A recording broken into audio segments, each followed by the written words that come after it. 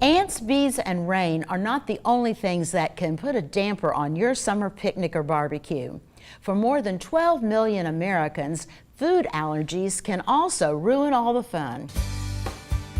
Food allergies can cause problems ranging from the mild, itchy bumps and stomach aches, to the severe and life-threatening swelling of the throat and difficulty breathing. According to the American College of Allergy, Asthma, and Immunology, if your symptoms are persistent and lasting for more than 2 weeks, you should see your allergist for proper testing, diagnosis, and treatment. Finding and treating the source of your suffering can also clear up other unwanted symptoms. Ed Neuzil, board-certified nurse practitioner at Allergy Sinus and Asthma Family Health Center, explains how they can identify and manage your food allergy symptoms. The allergic reaction triggers your immune system, which activates an inflammatory process. And so individuals that do have allergies to foods and are able to avoid that exposure remark many, many times how much better they feel overall. And so that chronic inflammatory process can cause a chronic fatigue, don't feel well. I mean, even without all the really bad symptoms, you just don't feel good.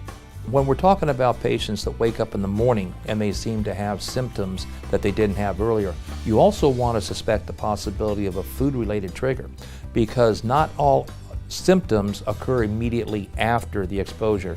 And that will kind of have a tendency to throw people off, because they think, well, if I'm allergic to it, I should react right away. But when we look at the allergic reaction, anything that's not normal starts to happen can be a food-related trigger. So even such things as people getting abdominal cramping, unusual bowel symptoms can be related to foods. And this can happen 4, 6, 8 hours after you've eaten. We have several forms of allergy testing here, which can find and determine whether you have an allergy to different foods. And we usually test for the more common type foods. But what I also tell people, you may have sensitivities that are not what we call IgE mediated. So it's not an allergy, it's a hypersensitivity or an inability to process, because the foods that we find, and like if I test somebody and they're allergic to watermelon, they says, what's in watermelon I can be allergic to?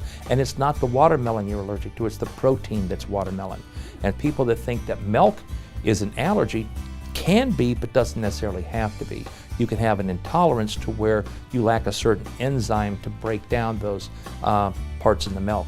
So we have not only the allergic, but an inability to process some of these foods.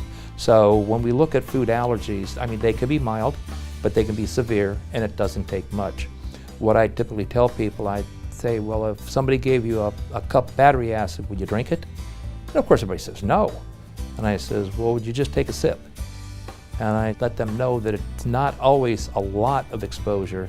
It can be a very minimal exposure to cause severe reactions.